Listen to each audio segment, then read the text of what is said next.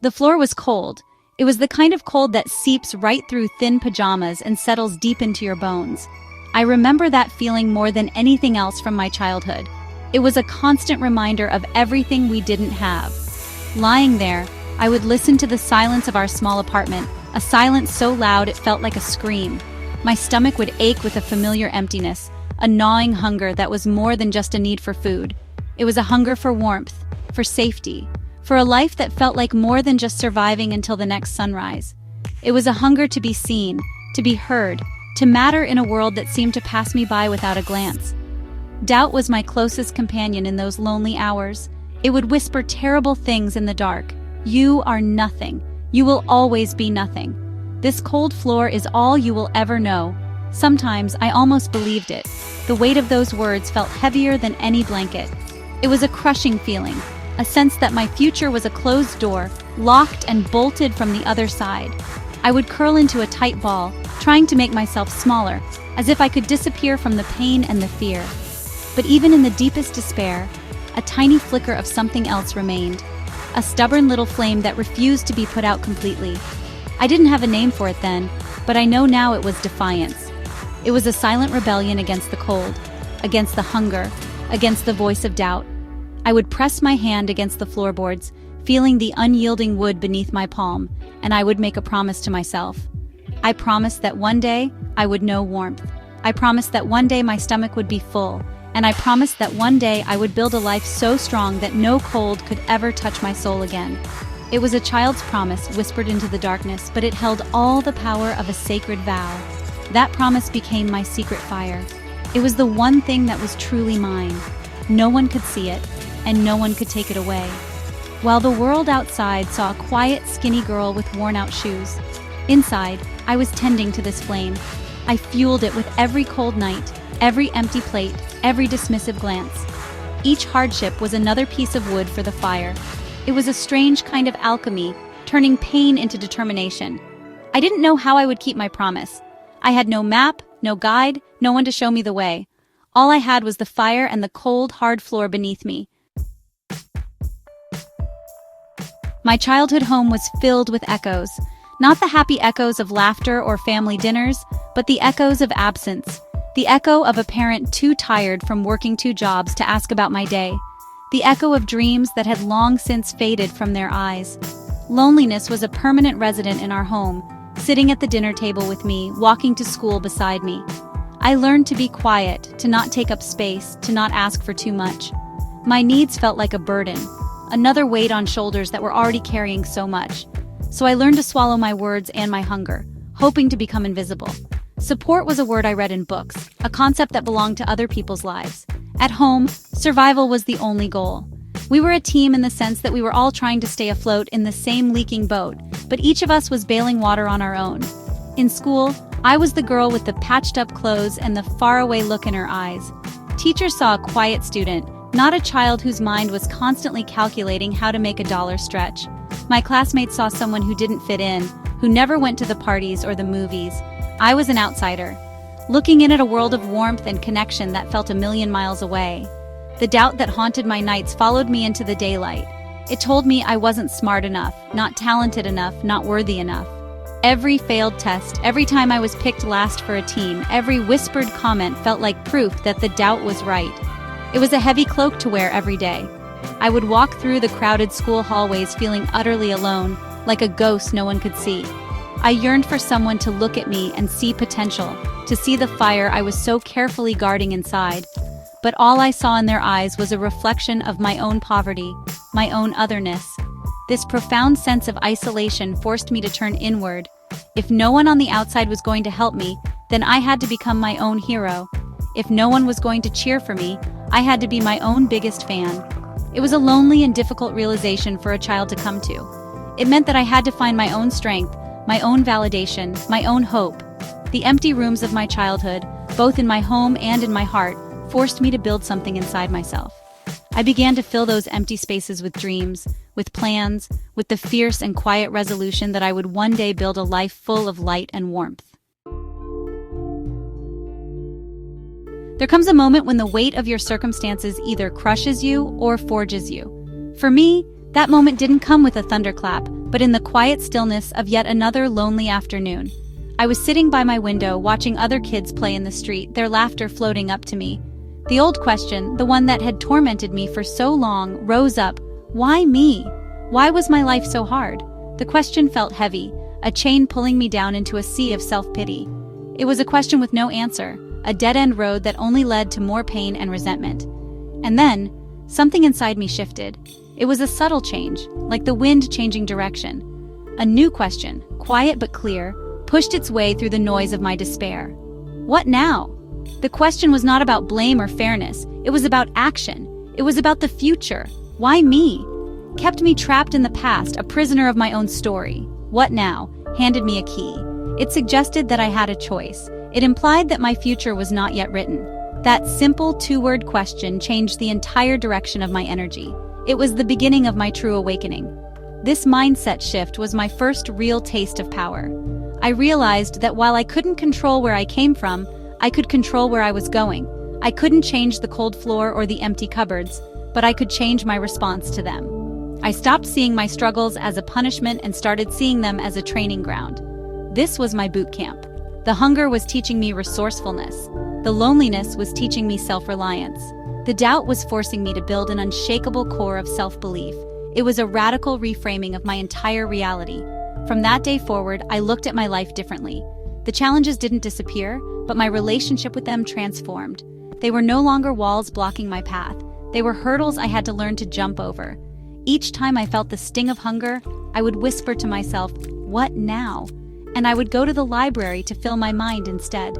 Each time I felt the sting of loneliness, I would ask, "What now?" And I would work on my secret plans, becoming my own best company. This question became my compass, my mantra, my guide out of the darkness. It was the spark that lit the way forward.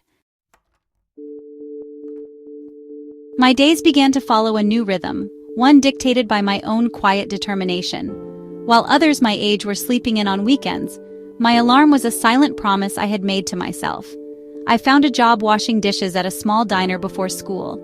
The steam, the clatter of plates, the smell of grease, it was my sanctuary. Every dollar I earned was a victory, a tangible piece of my future.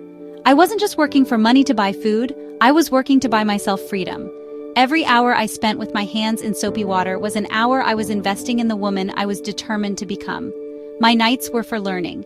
The public library became my second home, a palace of infinite possibility. I devoured books on business, on finance, on the lives of people who had built something from nothing. I was hungry for knowledge, for strategies, for proof that it could be done. While my classmates were at parties, I was with Andrew Carnegie, with Madam C.J. Walker, with Henry Ford. Their stories were my companions. They taught me that empires were not built overnight. They were built through discipline, through vision, and through an unrelenting work ethic. I filled notebooks with their quotes, their ideas, their habits. I was creating my own curriculum for success. My dreams were my most sacred secret. I never spoke of them to anyone. In a world that was quick to tell me what I couldn't do, my dreams were too fragile to be exposed to doubt. I kept them locked away in my heart, nurturing them in the silence. I would sit in my room and map out my future. I drew up business plans for companies that didn't exist yet. I designed logos. I wrote mission statements. It might have looked like daydreaming to an outsider, but to me, it was rehearsal. I was building my empire in my mind, long before I laid the first physical brick. This was where I practiced being a leader, a creator, an architect of my own destiny. This period of my life was one of intense focus and sacrifice. It was lonely, yes. There were times when I longed to be a normal teenager, to laugh with friends without a care in the world, but my desire for a different future was stronger than my desire for momentary pleasure. I knew that the work I was doing in the shadows, the hours I was pouring into my own growth, was creating a foundation. Others were building memories of parties. I was building the foundation of an empire. I understood that discipline today was the price of freedom tomorrow, and I was more than willing to pay it. Rejection became a familiar companion on my journey. I learned early on that the world was not waiting with open arms to embrace my ambitions. The first time I presented a small business idea to a school competition, I was met with polite smiles and a firm no. The judges saw a poor kid with an unrealistic dream, not a future titan of industry. The sting of that rejection was sharp. It felt like a confirmation of all my deepest fears, that I was aiming too high, that I didn't belong in those rooms, that my dreams were foolish. For a full day, I let the failure wash over me, allowing myself to feel the disappointment. But then, the fire inside me roared back to life. It took that rejection and used it as fuel. I went back to the judge's feedback, not with anger but with curiosity. Where were my weak points? What hadn't I explained well? How could I make my plan stronger? The no was not a period at the end of a sentence. It was a comma, a pause that forced me to be better. I spent weeks refining my idea, doing more research, and strengthening my proposal. The rejection hadn't crushed me, it had educated me. It became my first and most important business lesson. Failure is just data. This pattern repeated itself many times. I applied for scholarships and was denied. I sought out mentors who were too busy to give me the time of day. I tried to secure a small loan from a local bank to start a tiny venture and was laughed out of the office. Each no was a stone thrown in my path. In the beginning, I would stumble over them, feeling the bruise of each impact. But slowly, I learned to see them differently. I learned to stop, pick up the stone, and examine it. I learned to use it to build my foundation higher. Each rejection taught me something new about resilience, about persuasion, about the importance of a flawless presentation. I started to welcome the setbacks. I knew that each failure was bringing me one step closer to success. It was like forging steel. The repeated blows and the intense heat were what made the final product strong and unbreakable. The world was testing my resolve, and with each test I passed, I grew more confident, more determined, more certain of my path. The people who rejected me thought they were closing a door in my face. They didn't realize they were forcing me to find a better, stronger door, or better yet, to build my own. The stones they threw became my stepping stones to greatness. The first true turning point in my life didn't come from a person, but from the pages of a book. I was in the library as usual when I stumbled upon a worn copy of Napoleon Hill's Think and Grow Rich. The title alone felt like a personal invitation. I sat down and began to read, and the world around me melted away. For the first time, someone was putting words to the feelings and ideas that had been swirling inside me. The concept that your thoughts create your reality, that a burning desire is the starting point of all achievement. It was a revelation. It was as if the book was holding up a mirror to my own secret fire, telling me it was real and powerful. That book became my Bible. I read it not once, but dozens of times, underlining passages until the pages were more ink than paper. It gave me a framework for my ambition. It taught me to define my purpose with absolute clarity, to create a definite plan, and to surround my thoughts with unwavering faith. I started practicing the principles religiously. I wrote down my major definite purpose, to build a company that would empower others, and I read it aloud every morning and every night. This wasn't just wishful thinking, it was the disciplined training of my mind. The book gave my raw determination a sophisticated and powerful engine. Soon after, I met the person who would become my first real mentor. He was Mr. Chen, the quiet owner of a small grocery store, where I would sometimes buy day-old bread. He saw me one day, scribbling furiously in my notebook, and he asked what I was working on. Timidly, I showed him my business plan. I expected him to dismiss it, but instead, he looked at me with serious eyes. He didn't offer me money, but he offered me something far more valuable, his time and his wisdom. He taught me about inventory, about profit margins, about customer service. He treated my dream with respect, and in doing so, he taught me to respect it myself. The combination of that book and that mentor was explosive. The book gave me the what, the universal principles of success. Mr. Chen gave me the how, the practical real-world application of those principles. My first small success came from this partnership. With Mr. Chen's guidance, I used my meager savings to buy and resell textbooks to other students at a small profit. It was a tiny venture, but the first time I held $100 in my hand that I had earned from my own idea, I felt a surge of power that I will never forget. It was proof. It was possible. The dream I had nurtured in the dark was finally stepping into the light. My company did not erupt into existence overnight. It was built slowly, brick by humble brick, with my own two hands. After my small success with the textbooks, I saved every penny. I lived on less than I ever had before, because now my money had a purpose. It wasn't for clothes or for fun, it was for seed capital. My first office was a corner of my tiny bedroom. My boardroom was the public library. My staff was just me, wearing every hat imaginable. CEO, accountant, marketing department, and janitor. There was nothing glamorous about it. It was grueling, relentless work. The first major obstacle was credibility. Who was going to trust a young woman with no experience, no college degree, and no family connections? I faced a wall of skepticism. I knew I couldn't compete on credentials, so I decided to compete on passion and excellence. I started a small tutoring service, but I didn't just tutor. I created customized learning plans for each student. I called their parents with progress reports. I went above and beyond, delivering a level of care and attention that no one else was offering. My reputation began to grow through word of mouth, the most powerful marketing of all. As my small business grew, I poured every single dollar of profit back into it. I didn't take a salary for 2 years. I remember the day I was able to rent a tiny, windowless office space. It was no bigger than a closet, but to me, it was a palace. It was a physical manifestation of my dream. It was the moment my company became real, something more than just an idea in a notebook. Soon after, I hired my first employee. The responsibility of having someone else's livelihood depend on me was terrifying and exhilarating. It forced me to be smarter, to be more strategic, to become a true leader. There were so many moments when it would have been easier to quit. A key client left. A marketing campaign failed. A bigger competitor tried to push me out of the market. Each setback felt like a body blow, knocking the wind out of me.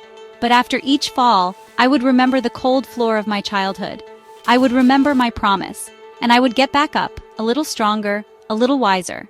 I was not just building a business, I was building a monument to resilience. Each brick was a testament to my refusal to give up, a symbol of the future I was claiming for myself. Today, my company is an empire. The small windowless office has been replaced by towers of glass and steel. The company I started with nothing now employs thousands of people around the world. We have achieved a level of success that the girl on the cold floor could never have imagined in her wildest dreams. We have won awards, graced the covers of magazines, and broken financial records. But those are not the metrics that I measure my success by. The true measure of my success is not in the height of our buildings, but in the depth of our impact. My journey from poverty shaped the very DNA of my company. We built an empire, yes, but we built it on a foundation of empathy. I never forgot what it felt like to be overlooked, to be underestimated, to be invisible. Because of that, a core mission of our company is to find and nurture hidden talent. We actively seek out individuals from disadvantaged backgrounds, people who have the fire and the drive but lack the opportunity. We provide scholarships, mentorship programs, and internships. We invest in people, not just in projects, because I know that potential is everywhere, but opportunity is not. I have made it my life's work to use my platform to lift others. We started a foundation that focuses on education and entrepreneurship for young people in underserved communities. We build libraries in neighborhoods like the one I grew up in. We fund startups for aspiring entrepreneurs who get laughed out of banks, just like I did. Every time we help someone get their start, every time we give a young person their first chance, I feel like I am reaching back in time and giving that little girl on the cold floor the hand she so desperately needed. This is the true profit of my work. My story is not my own. It belongs to anyone who has ever felt like they were starting with nothing. I share it not to boast about my achievements, but to hold up a light for those who are still in the dark. I want them to see my journey and know that it is possible. I want them to understand that their current circumstances do not have to be their final destination. The empire I built is not just a business. It is a testament to the human spirit's ability to overcome. It is a symbol of hope, a declaration that even from the deepest poverty, a life of purpose, abundance, and service can be built. Greatness is not a gift handed to a chosen few. It is not something you are born with. Greatness is grown. It is cultivated in the soil of hardship, watered with tears of frustration, and warmed by the fire of an unbreakable will. It is built, choice by choice, effort by effort, in the quiet moments when no one is watching. It is forged in the furnace of your failures. The most powerful people I know were not given their power, they claimed it. They looked at their circumstances and refused to be defined by them. They decided to become the authors of their own stories. Your pain is the source of your greatest power. Do not run from it. Do not numb it. Do not let it make you bitter. Instead, turn and face it. Ask it what it has come to teach you. The hunger teaches you to appreciate every blessing.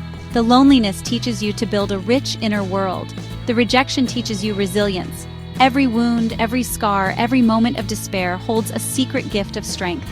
Your struggle is not an obstacle to your success. It is the very ingredient that will make your success meaningful. Your pain is the fuel for your fire. I invite you to look at your own life, right now, in this moment. What is your cold floor? What is the challenge that feels insurmountable? What is the pain that you carry? I want you to know that within that very struggle lies the seed of your future greatness. Stop asking why me, and start asking, what now? What one small step can you take today to honor the dream in your heart? You do not need a grand plan. You just need to begin. Lay one brick, read one page, make one call, take one step in the direction of the life you were meant to live. Do not wait for the world to give you permission to be great. Give it to yourself. Believe in your dream, especially when no one else does. Nurture it in silence, protect it fiercely, and work for it relentlessly. Your journey is your own, and it will be unlike any other. Embrace it. The path from nothing to empire, from pain to power, is available to anyone who is brave enough to walk it. Your unstoppable journey is waiting for you. It begins now. It begins with you.